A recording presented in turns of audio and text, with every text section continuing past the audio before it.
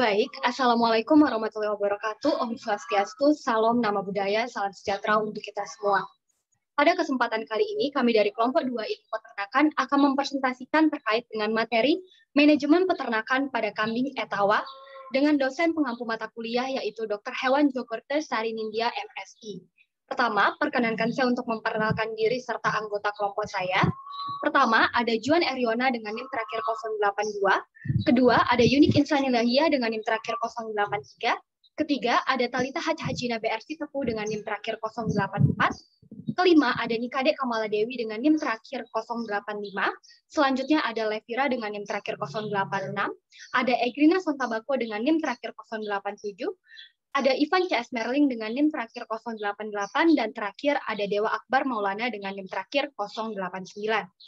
Baik, kami akan memulai presentasi pada sore hari ini dengan pemateri pertama yaitu Kamala. Untuk Kamala disilahkan.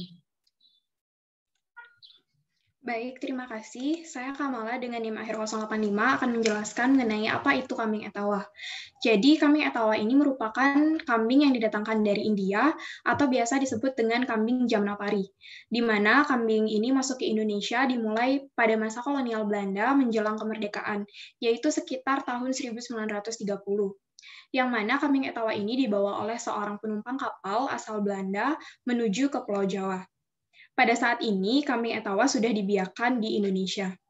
Kambing etawa sendiri termasuk ke dalam kategori salah satu budidaya yang unggul, yang mana kambing etawa bisa dimanfaatkan susunya maupun dagingnya. Secara garis besar, kambing etawa hanya memiliki satu jenis saja. Akan tetapi, jika diruntut berdasarkan ciri-ciri fisik, kelas, dan hasil kawin silang, sekarang ini kambing etawa dapat dikategorikan menjadi beberapa jenis, yaitu yang pertama ada kambing etawa super, yang merupakan primadona bagi para peserta kontes kambing. Yang kedua ada kambing etawa kaligesing, yang dikenal juga sebagai salah satu kambing berkualitas, yang mampu dijadikan sebagai kambing kontes maupun sebagai penghasil susu. Dan yang ketiga yaitu adalah kambing etawa Senduro yang berasal dari pembudidayaan dan pengembangbiakan ternak di Kecamatan Senduro, Jawa Timur. Selanjutnya adalah ciri-ciri umum dari kambing etawa. Yang pertama, telinganya yang panjang dan terkulai ke bawah. Kemudian tinggi kambing jantan itu berkisar antara 90 cm hingga 127 cm, dan yang betina hanya mencapai 92 cm. Kemudian bobot kambing etawa jantan itu mencapai 91 kg, sedangkan yang betina hanya mencapai 63 kg. Kemudian dahi dan hidung kambing etawa itu cembung, serta baik jantan maupun betina bertanduk pendek. Dan ciri yang terakhir adalah kambing etawa ini mampu menghasilkan susu hingga 3 liter per harinya. Selanjutnya akan dilanjutkan oleh rekan saya. Baik, saya Ivan Merling dengan yang terakhir 088 akan menjelaskan berkaitan dengan perkandangan kambing etawa. Kandang kambing etawa biasanya dibuat berpanggung dengan tujuan air kencing dan kotoran bisa jatuh ke bawah melalui sela lantai panggung atau bisa disebut dengan tataban. Hal ini disebabkan karena kotoran dan air kencing akan mengganggu kesehatan ternak jika bersentuhan langsung dengan kaki kambing. Lantai bawah panggung biasanya juga merupakan tempat mengumpulkan kotoran kambing yang bisa digunakan menjadi pupuk. Bahkan beberapa peternak yang sudah maju biasanya membuat lantai ini dengan disemen atau dibuat menjadi lantai dan dibuat kemiringan agar supaya kotoran mudah mengumpul. Bahkan ada juga yang didesain untuk mengumpulkan air kencing kambing yang dapat digunakan sebagai pupuk.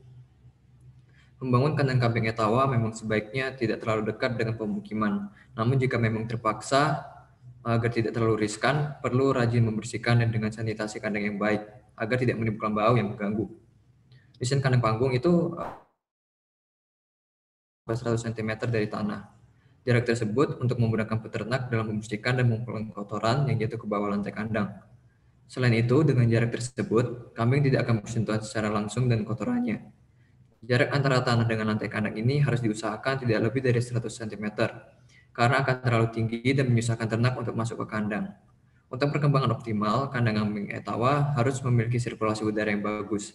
Untuk memenuhi hal tersebut, tinggi bangunan kandang kambing etawa setidaknya 2 meter dengan tambahan tinggi atap 2 meter, sehingga jarak dari dasar lantai sampai ujung atap setidaknya 4 meter.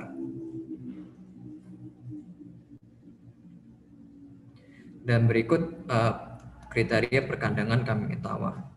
Kandang kambing jantan dewasa ukuran kandang minimalnya itu 1,5 kali 1,5 meter per ekor. Kambing betina dewasa atau darah ukuran kandang minimalnya 1 kali 1,5 meter per ekor. Kambing betina yang bunting ukuran kandang minimal 1,5 kali 1,5 meter per ekor. Kambing induk dan anak ukuran kandangnya minimal 1,5 kali 1,5 meter. Itu untuk induk dan 2 ekor anak. Kambing etawa betina menyusui lebar kandang idealnya harus ditambahkan setengah meter untuk setiap anaknya. Tujuannya untuk memudahkan gerak anak dan induk pada proses menyusui atau aktivitas lainnya. Kandang anak kambing ukuran kandangnya minimal 1 kali 1,5 meter per 2 ekor. Untuk kandang kambing yang sakit atau kandang karantina letaknya terpisah. Ukuran kandang karantina untuk kambing harus cukup besar, yakni 2 kali 1,5 meter. Hal ini untuk memudahkan pelaksanaan pengobatan atau treatment lain dalam usaha penyembuhan ternak. Berikutnya, ukuran lantai juga merupakan hal yang harus diperhatikan dalam pembuatan kandang. Bahan kayu untuk pembuatan lantai kandang harus diukur dan disusun sedemikian rupa untuk mendapatkan lantai kandang yang ideal. Papan kayu yang akan digunakan untuk bahan lantai harus dipotong dengan ukuran lebar 3-4 cm dengan ketebalan minimal 1 cm. Papan kayu tersebut kemudian harus disusun dengan jarak celah lantai 1,5 cm untuk dewasa dan 1 cm untuk anak kambing. Jarak celah lantai ini harus diperhatikan karena jarak celah lantai yang terlalu lebar akan membuat ternak kambing etawa mudah terperosok, utamanya kambing yang berusia muda atau anakan. Selanjutnya saya serahkan kepada rekan saya.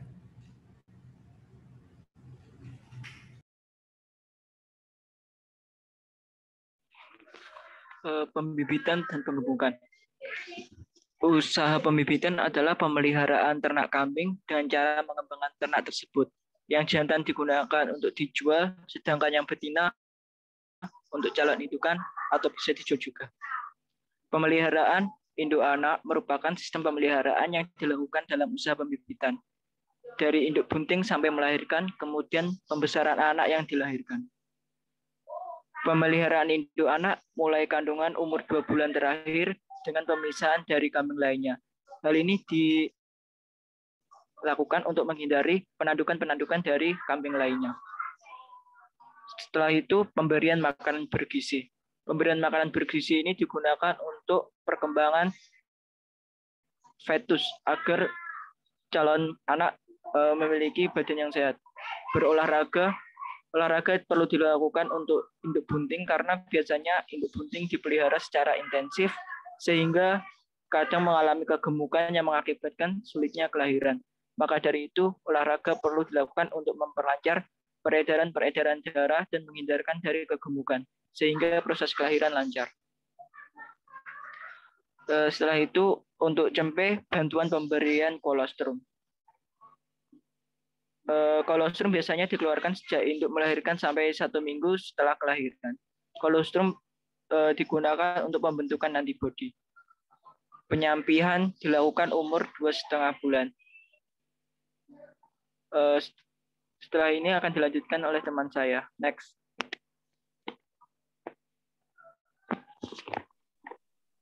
Saya Yuni Insan Ilahia dengan NIM akhir 083 akan membahas pakan kambing etawa. Yang pertama yaitu hijauan segar, yang merupakan pakan dalam keadaan segar yang terdiri atas rumput-rumputan, biji-bijian, dan daun.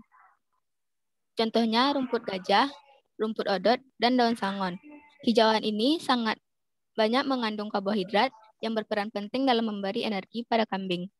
Yang kedua yaitu hijauan kering dan jerami, merupakan hijauan yang diawetkan dalam dan disiapkan di tempat yang diendapkan melalui proses fermentasi yang disebut dengan aerob.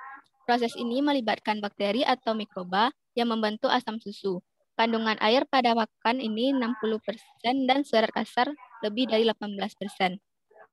Selanjutnya ada pakan konsentrat, di mana bahan pakan ternak yang dicampurkan dengan pakan lainnya. Pakan konsentrat ini dapat membuat kambing lebih cepat gemuk karena kandungan utamanya berupa protein dan energi.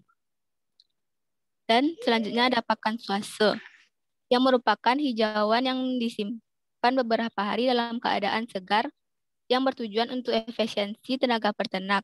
Biasanya berasal dari padi-padian dan rerumputan.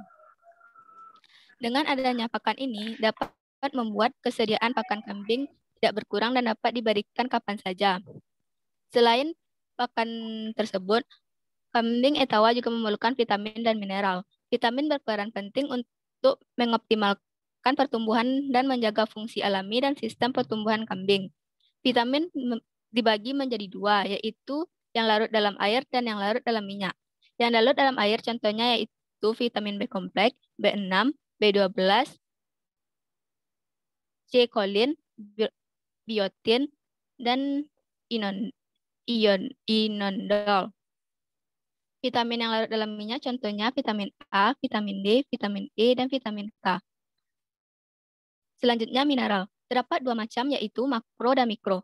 Makro berfungsi sebagai pembentuk organ tubuh kambing dan dibutuhkan dalam jumlah yang banyak, sedangkan mikro dibutuhkan dalam jumlah sedikit dan umumnya terdapat dalam jaringan dan konsentrasi kecil.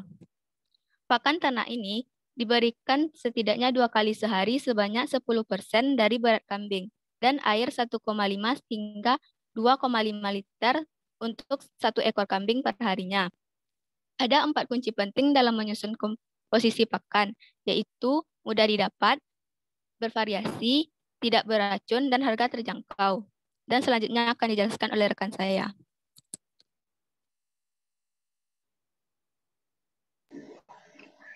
Saya akan menjelaskan tentang perkembang kambing etawa. Kambing betina etawa pertama kali boleh dikawinkan jika bobotnya setelah mencapai 30 kg. Perkawinan dan kebuntingan diatur supaya setiap 8 bulan sekali induk melahirkan. Dengan perhitungan, bunting selama 5 bulan dan setelah menyusui 3 bulan harus dikawinkan lagi. Biasanya induk tetap menyusui hingga 1 bulan sejak kawin, sehingga anak tetap mendapatkan susu induk selama 4 bulan penuh. Dari yang di atas, kambing etawa dapat berkembang biak sebanyak 3 kali dalam 2 tahun karena kambing ini tidak memiliki masa kawin. Selanjutnya akan dilanjutkan oleh teman saya.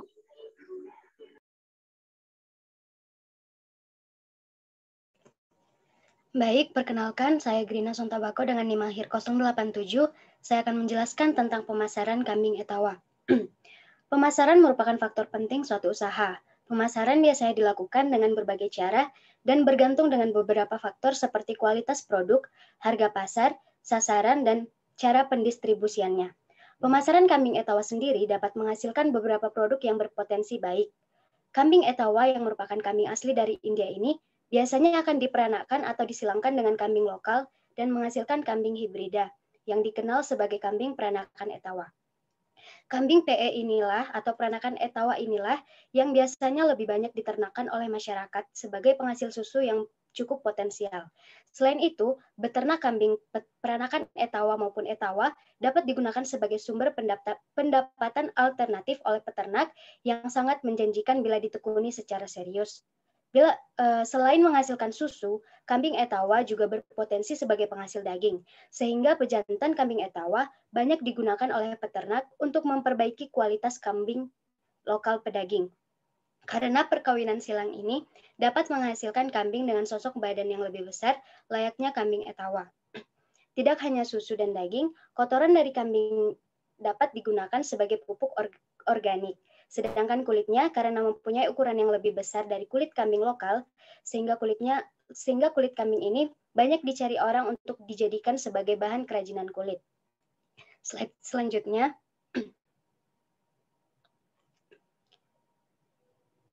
Slide selanjutnya mengenai pemasaran susu kambing etawa. Pemasaran susu kambing etawa sendiri merupakan proses untuk merencanakan konsep produk, distribusi produk susu kambing yang dimiliki dalam upaya mencapai tujuan usaha yang ditetapkan. Detailnya bisa dilihat pada gambar di slide. Jadi pada gambar terdiri atas 5 hal pokok. Yang pertama ada perencanaan produk. Dalam hal ini tentunya produk susu kambing yang berkualitas. Susu kambing adalah produk minuman fungsional di mana konsumen membeli khasiat yang terdapat pada susu kambing, bukan membeli sekedar untuk meminum susu. Hal ini harus benar-benar diperhatikan oleh produsen susu kambing, khususnya peternak kambing perah. Kunci kualitas produk susu kambing maupun olahannya terletak pada kualitas susu murni mentahnya atau disebut dengan raw milk-nya. Agar bisa dihasilkan susu kambing mentah berkualitas, harus diperhatikan beberapa hal berikut. Yang pertama, susu kambing dihasilkan dari indukan kambing perah yang sehat. Yang kedua, bebas dari residu antibiotik atau kontaminasi obat-obatan lain. Yang ketiga, lokasi pemerahan susu bersih, contohnya pada kandang. Kandang kambing perah harus senantiasa bersih. Yang keempat, alat-alat pemerahan berbahan stainless steel atau aluminium.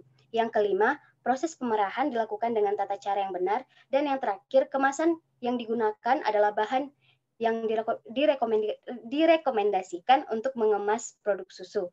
Yang kedua ada harga. Harga produk susu kambing adalah elemen penting menunjang suksesnya penjualan. Penentuan harga tidak boleh asal-asalan. Ada beberapa faktor yang harus diperhatikan, antara lain besarnya biaya produksi, biaya distribusi, pajak jika ada, promosi, psikologis konsumen, dan kondisi pesaing. Pendekatan sederhana dalam mendesain harga adalah dengan menentukan total biaya dan menambahkan keuntungan yang diinginkan. Berapapun harga jual yang ditawarkan produsen susu kambing, sepenuhnya adalah tanggung jawab dan hak masing-masing. Pada akhirnya, harga pasar juga yang memutuskan produk susu kambing dengan kualitas dan harga berapa yang akan diserap. Keputusan penetapan harga adalah hal yang sulit dan kompleks. Perusahaan atau peternak dan produsen harus menghitung banyak faktor dalam keputusan penetapan harga produknya. Produk tersebut adalah perusahaan, faktor tersebut adalah perusahaan itu sendiri atau sebagai faktor internalnya. Kemudian ada pelanggan, pesaing, dan lingkungan pemasarannya. Keputusan penetapan harga haruslah konsisten dengan strategi pemasaran perusahaan, target pasar, dan penetapan merek. Yang ketiga ada promosi. Komunikasi atau promosi produk tidak bisa dilepaskan oleh produsen susu kambing dalam upaya mensukseskan penjualan. Cukup banyak contoh sederhana upaya promosi yang dilakukan produsen susu kambing. Antara lain adalah dengan membagi-bagikan brosur, iklan, surat kabar, memasang spanduk, baliho, hingga promosi melalui radio dan internet. Yang keempat adalah distribusi. Distribusi adalah membicarakan tentang bagaimana membawa produk baru kepada pasarnya atau konsumen. Cara sederhana yang bisa dilakukan produsen susu kambing adalah mempekerjakan tenaga penjual atau salesman untuk menjual produk susu kambing ke distributor atau pengepul, agen, pengecer, atau langsung pada konsumen susu kambing. Aplikasi proses distribusi susu kambing harus memperhatikan cara pengepakan dan alokasi waktu yang dibutuhkan. Hal ini menjadi penting mengingat susu kambing segar harus dikirim dan diterima dalam keadaan segar untuk menjaga kualitasnya. Yang terakhir, yang kelima adalah konsumen. Muara dari rangkaian proses pemasaran produk susu kambing adalah konsumen. Produsen harus sadar bahwa kemampuan memahami kebutuhan konsumen berpengaruh langsung terhadap keuntungan yang akan diperoleh. Semakin baik produsen memahami kebutuhan pelanggan, maka akan semakin efektif dalam menyusun strategi pemasaran yang berbasis pada kebutuhan pelanggan tersebut. Jadi dalam halnya pemasaran susu kambing, produsen harus lebih memahami kebutuhan dan keinginan konsumennya, terutama dalam cara mengolah produk susu kambing itu sendiri, agar pemasarannya dapat dikatakan berhasil. Sekian dari saya, slide selanjutnya akan dijelaskan oleh rekan kelompok. Baik, ini tentang manajemen perkawinan kambing. Gejala birahi pada ternak betina bisa diperlihatkan kambing yang tampak gelisah dan bersuara, serta pulpanya membengkak dan berwarna merah, serta mengeluarkan cairan berwarna putih pekat. Perkawinan kambing ini bisa dilakukan dengan dua cara, yaitu yang pertama dengan cara alami atau cara yang kedua dengan inseminasi buatan. Jika secara alami, kambing betina yang sudah menunjukkan gejala-gejala bahwa masuk masa perkawinan akan dibawa ke kandang kambing jantan dengan ditali oleh peternak. Tali ini diperuntukkan untuk memudahkan peternak memegangi kambing ketika proses perkawinan agar tidak lari.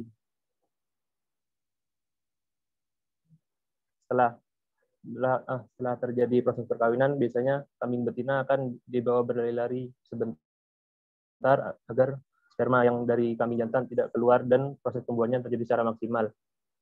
Seperti yang kita tahu, masa kawin dari kambing betina ini berkisar 2 hingga 3 hari. Jadi harus segera disadari oleh peternak dan segera dilakukan proses perkawinan agar tidak terlewat karena akan terulang setiap 3 bulan sekali. Nah, cara yang kedua ada inseminasi buatan. Jika dilakukan secara inseminasi buatan, proses ini dilakukan pada periode kedua estrus, yaitu antara 12 hingga 18 jam setelah kambing mengeluarkan tanda-tanda birahi. Karena sperma kambing jantan dapat bertahan hingga 30 jam dalam vagina kambing betina. Next slide dilanjutkan oleh teman saya.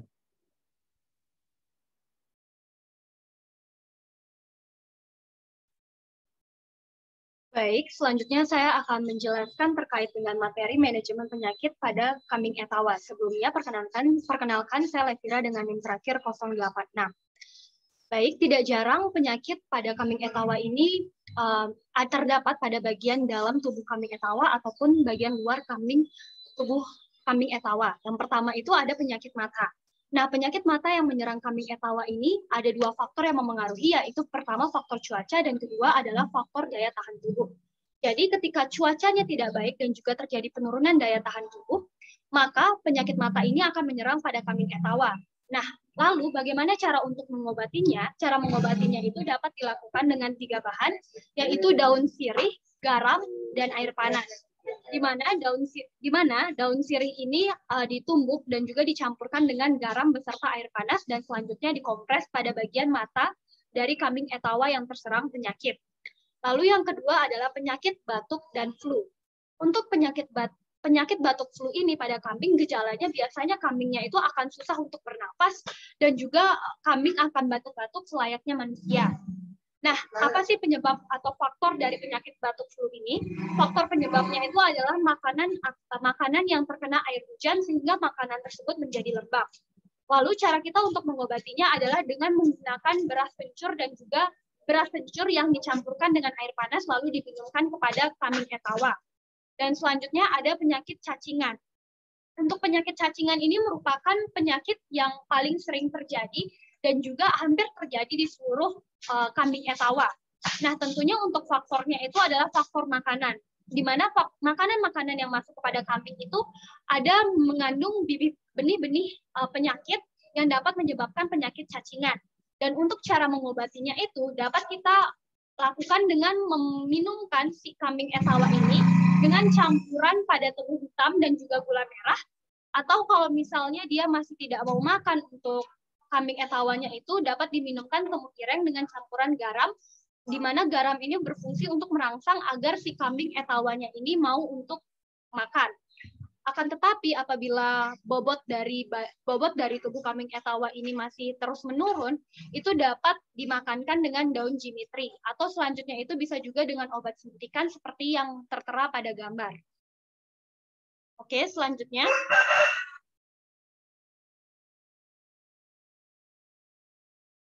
Selanjutnya itu ada penyakit gatal. Penyakit gatal ini untuk gejalanya pada kambing seperti yang kita dapat lihat pada slide, itu yang pertama adalah gatal pada bagian kulit kaki, kepala, dan sebagian tubuh pada kambing etawa. Selanjutnya juga kambing etawa itu biasanya akan merasa gelisah dan juga gatal-gatal. Selanjutnya juga akan ada luka pada kambing etawa dan rontok pada bulunya.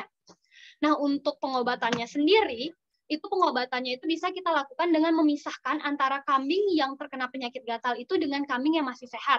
Dan selanjutnya kita dapat mengobatinya dengan belerang atau oli bekas yang dicampurkan dengan minyak goreng dan juga garam. Nah, yang selanjutnya itu ada penyakit diare. Untuk penyakit diare ini biasanya sering terjadi pada hewan ternak.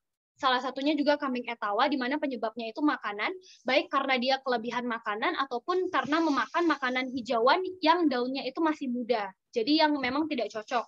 Dan selanjutnya untuk mengobati penyakit diare ini dapat dilakukan dengan memakankan kambing etawa itu menggunakan buah mahkota dewa.